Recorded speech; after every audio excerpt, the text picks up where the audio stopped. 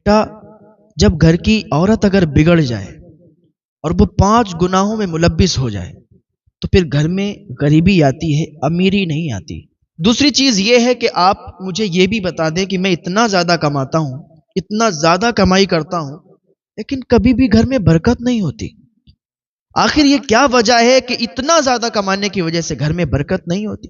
آج ہمارے معاشرے میں یہ جہالت عام ہو چکی ہے کہ کسی غریب انسان کی عزت کرنے میں لوگوں کو شرم محسوس ہوتی ہے۔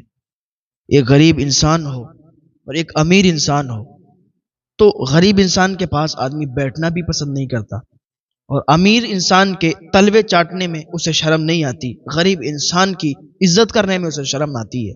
حالانکہ ایسا نہیں ہونا چاہیے۔ امیر اور غریب کو ایک ہی نظر سے دیکھنا چاہیے، بھید بھاؤ نہیں ہونا چاہیے۔ مسجد ہوتی ہے، مسجد میں چاہے امیر ہو یا غریب ہو ایک ہی صف میں کھڑا ہوتا ہے، برابر سے کھڑا ہوتا ہے۔ وہ شعر ہے نا کہ ایک ہی صف میں کھڑے ہو گئے محمود و ایاز، نہ کوئی بندہ رہا نہ کوئی بندہ نواز۔ ایک واقعہ مجھے یاد آتا ہے کہ ایک غریب انسان تھا، بہت زیادہ غربت کا مارا ہوا تھا۔ ایک دن رات میں سویا، آنکھ کھلی، بہت تیزوں کے ساتھ بھوک لگی تھی، بھوک کی حالت میں سویا اور بھوک ہی کی حالت میں اٹھا۔ رات ابھی کچھ زیادہ نہیں ہوئی تھی، ویسے گھر سے باہر نکل گیا۔ گھر سے باہر نکلنے کے بعد حضرت حسن بصری رحمۃ اللہ علیہ کے دروازے پر پہنچا۔ حضرت حسن بصری رحمۃ اللہ علیہ کے دروازے پر پہنچ کر اس نے دروازہ کھٹکھٹایا۔ اندر سے حضرت حسن بصری نکل کے آئے۔ ہاں بھائی بتاؤ کیا بات ہے، کون ہو آپ، کہاں سے آئے ہو؟ اس نے کہا حضور کسی اور کے دروازے پر جاتے ہوئے شرم آئی، اسی لیے آپ کے دروازے پر آئے، آپ اللہ والے ہیں۔ میں نے سنا بھی ہے، میں نے دیکھا بھی ہے کہ اللہ والے اپنے دروازے سے کبھی بھی کسی کو خالی ہاتھ نہیں بھیجتے، کبھی بھی کسی کو اپنے دروازے سے بھوکا نہیں لوٹالتے، کبھی بھی وہ کسی کو ڈانٹتے نہیں ہیں، اپنے دروازے سے اپنے در سے کسی کو بھگاتے نہیں ہیں۔ حضور آپ کے یہاں پر اسی لیے آئے ہیں کیونکہ بھوک بہت تیزی کے ساتھ لگی ہے۔ دوسری چیز یہ ہے کہ آپ مجھے یہ بھی بتا دیں کہ میں اتنا زیادہ کماتا ہوں، اتنا زیادہ کمائی کرتا ہوں، لیکن کبھی بھی گھر میں برکت نہیں ہوتی۔ آخر یہ کیا وجہ ہے کہ اتنا زیادہ کمانے کی وجہ سے گھر میں برکت نہیں ہوتی؟ حضرت حسن بصری اسے اندر لے گئے، کہا بیٹا پہلے کھانا کھا لو۔ کھانا کھلایا۔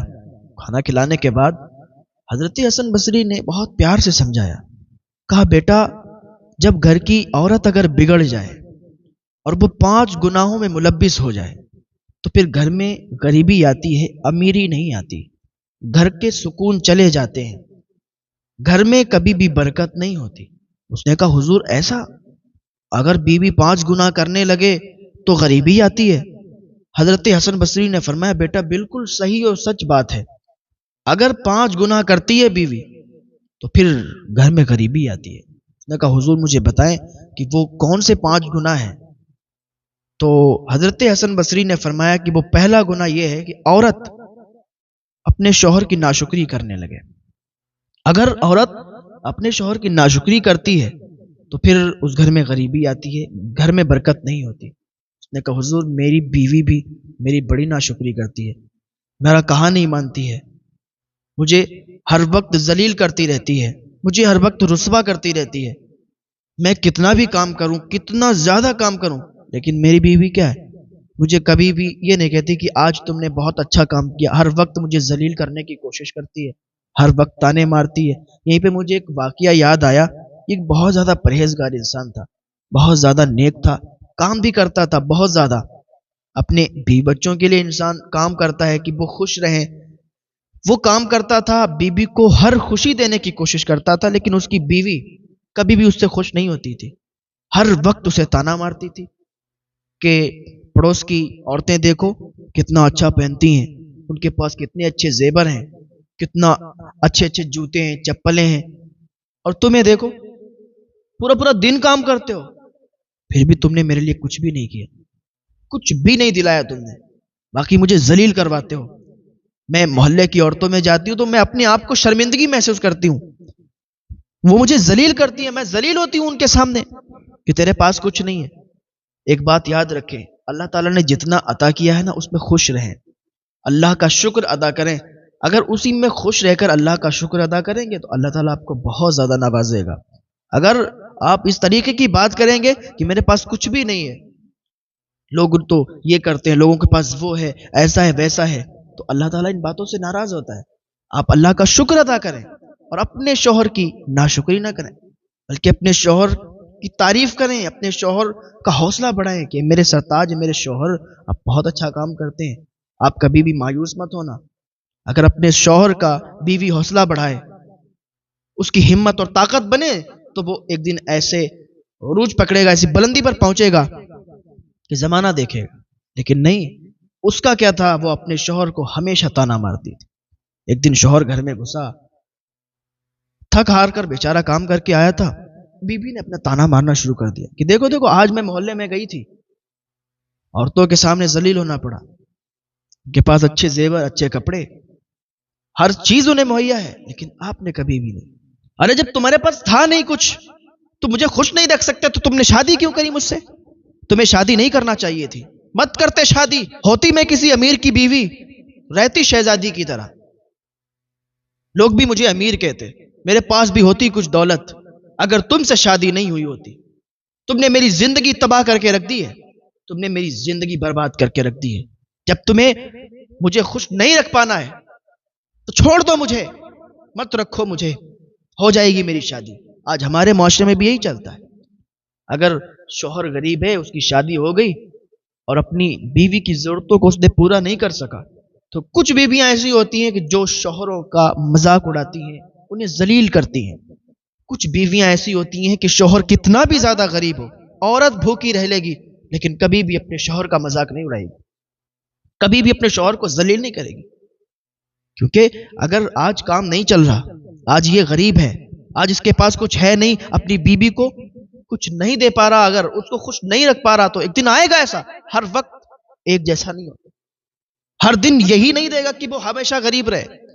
ایک دن ایسا آئے گا، اسے بھروسہ ہے اللہ رب العزت کی ذات پر کہ اللہ تعالیٰ اس کے سامنے ایسا دن لائے گا کہ واقعی لوگ دیکھیں گے. ہاں، آتا بھی ایسا وقت ہے کہ جو شخص اللہ کی رضا پر راضی رہتا ہے اور صبر سے کام لیتا ہے تو اللہ تعالیٰ اسے بہت زیادہ نوازتا ہے.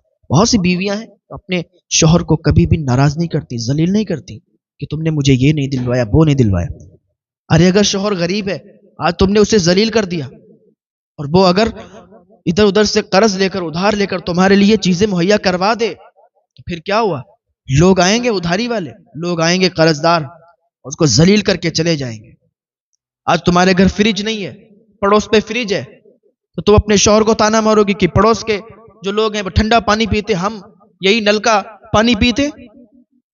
تمہیں اتنے بھی پیسے نہیں جڑے کہ تم نے فریج یہاں پر رکھوا دیا ہوتا. اگر شوہر فریج دلوا دے، شوہر اے سی لگوا دے، شوہر پنکھے لگوا دے، اور بھی چیزیں، موبائل دلوا دے، اگر قرض کے پیسوں سے، ادھاری کے پیسے سے یہ دلوا بھی دے، تو بتاؤ کیا خوش رہ سکتے ہو تم لوگ؟ کیا تمہارا گھر خوش رہ سکتا ہے؟ ارے پوری زندگی اس کی گزر جائے گی وہ ادھاری چکاتے چکاتے، پوری زندگی اس کی اسی میں لگ جائے گی، اور ٹینشن میں اس کا پورا شریر ختم ہو جائے گا، اس کا گوشت سوکھ جائے گا، صرف ہڈیاں بچیں گی. ٹینشن بہت بری چیز ہوتی ہے. انسان کو اگر ٹینشن ہو جائے، ڈپریشن میں چلا جاتا ہے، پھر اس کی زندگی برباد ہو جاتی ہے.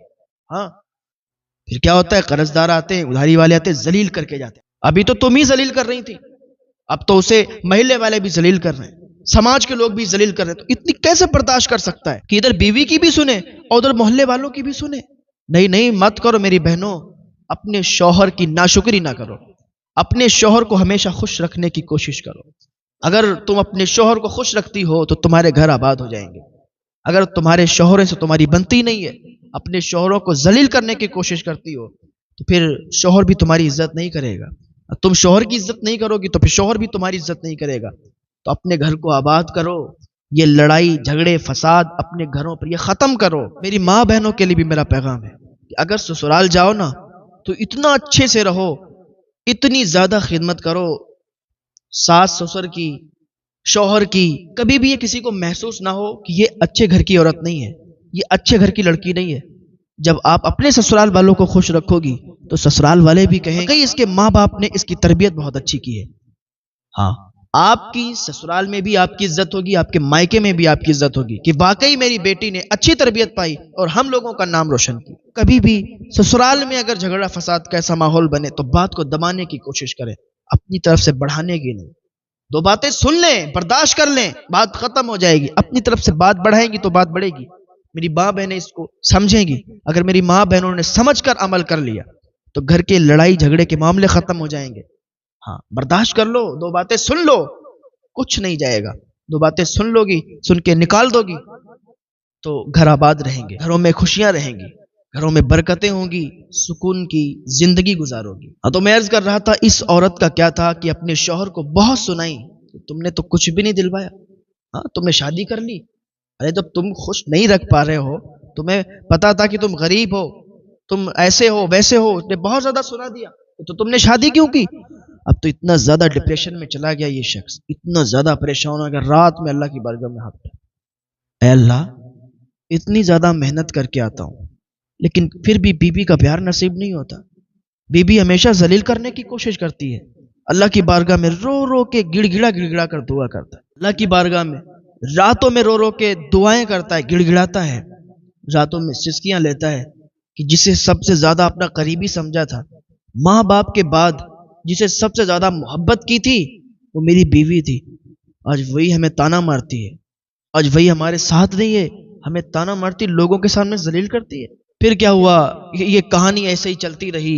ایک دن کیا ہوا کہ رات کو یہ سویا، رات میں بچوں کے چیخنے کی آواز آئی، اس کے بچے بھی تھے، چیخنے کی آواز آئی تو بچے کہہ رہے تھے اپنی ماں سے، یہ اٹھ گیا، جیسے ہی بچوں کی چیخنے کی آواز سنی یہ اٹھ گیا، بچے اپنی ماں سے کہہ رہے تھے ماں بہت تیزی کے ساتھ بھوک لگی ہے، بہت تیزی کے ساتھ بھوک لگی ہے، ماں کیا اس محلے میں کوئی موت نہیں ہوگی، کیا اس محلے میں کوئی مرے گا نہیں، کہ جو اس کی موتگی پر ایصال ثواب کے لیے جو کھانا پکتا ہے غریبوں میں تقسیم ہوتا ہے، تو کیا کسی کی موت نہیں ہوگی کہ اس کھانے کو ہم کھا لیں، جا کسی کی موت نہیں ہوگی کہ وہ کھانا پکے تقسیم ہو اور اسی کھانے میں ہم لوگ بھی شریک ہو جائیں، وہی کھانا ہم بھی کھا لیں۔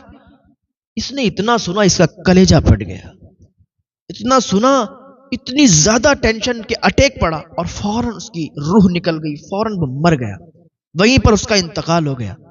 اب بیوی کو جب پتا چلا بھاگتی دوڑتی آئی، روئی چلائی، پھر کیا ہوا، اس کے جنازے کو تیار کر کے دفن کر دیا گیا، اسی ٹینشن میں اس کا انتقال ہو گیا، کیونکہ بیوی کی طرف سے خوش نہیں تھا، بیوی سے ذلیل کرتی تھی، رسوا کرتی تھی، لیکن وہی جب مر گیا، جب اس کا انتقال ہو گیا تو بیوی رو رو کے تڑپتی تھی، چلاتی تھی کہ کاش میں نے اپنے شوہر کی اہمیت کر لی ہوتی، ہم نے اسے سمجھ لیا ہوتا، کاش ہم نے اپنے شوہر کو اتنا ذلیل نہ کیا ہوتا تو آج میرا شوہر میرے ساتھ ہوتا، میری باتوں کی وجہ سے اسے اٹیک پڑا اور وہ چلا گیا۔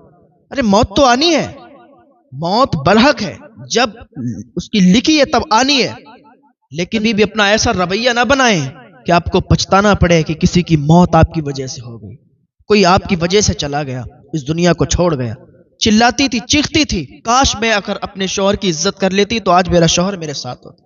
بچے دوڑتے دوڑتے آتے اور کہتے امی ابو کب آئیں گے، بابا نظر نہیں آ رہے، ان کی ماں کہتی بیٹا ابو بہت دور چلے گئے، ابو کبھی نہیں آئیں گے۔ تو کبھی بھی ایسا ماحول نہ بننے دیں کہ آپ کی وجہ سے کسی کی موت ہو جائے، آپ کی وجہ سے کوئی دنیا چھوڑ کے چلا جائے۔ ہماری ماں بہنیں اس بات کو سمجھیں، کبھی بھی اپنے شوہروں کو پریشان نہ کریں، کبھی بھی ان کو تکلیف نہ پہنچائیں، یہ مت کہیں کیونکہ یہ تو پورا پورا دن کام کرتے ہیں تم سب لوگوں کے لیے، اور پھر بھی انہیں اگر یہ باتیں سننے کو ملتی ہیں کہ تم نے میرے لیے کیا ہے، تم ہمارے لیے کیا کرتے ہو، ارے پورا پورا دن تمہارے لیے کام کرتے ہیں، تمہیں پالنے کے لیے، تمہیں کھلانے کے لیے، پھر بھی اگر تم کہو کہ تم نے ہمارے لیے کیا ہی کیا ہے تو ان کے دل ٹوٹ جاتے ہیں۔ جب شوہر کو بیوی کی طرف سے دکھ ملتا ہے وہ ٹوٹ جاتا ہے، وہ ٹوٹ کے رہ جاتا ہے، پھر وہ سوچتا ہے اب کس کے لیے کریں، کس کے لیے جی۔ میری ماں بہنوں، کبھی بھی اپنے شوہروں کو اس طریقے سے پریشان مت کرنا، انہیں ذلیل کرنے کی کوشش مت کرنا، انہیں رسوا کرنے کی کوشش مت کرنا، ان سے لڑائی جھگڑا کرنے کی کوشش مت کرنا۔ اور ان شوہروں سے بھی میرا پیغام ہے کہ کبھی بھی اپنی بیوی کو تم ذلیل کرنے کی کوشش مت کرنا، کبھی بھی ان کو رسوا کرنے کی کوشش مت کرنا۔ ہمیشہ اگر میاں بیوی پیار محبت سے رہیں گے نا تو گھر آباد رہیں گے، گھر میں سکون رہے گا، برکت رہے گی۔ میں بات عرض کر رہا تھا حضرت حسن بصری، جو اس کو نصیحت کر رہے تھے کہ بیٹا اگر 5 گناہ عورت کرتی ہے تو پھر گھر میں غریبی آتی ہے۔ پہلا کیا کہ عورت مرد کی ناشکری کرے تو گھر میں غریبی آنے کا سبب ہوتا ہے۔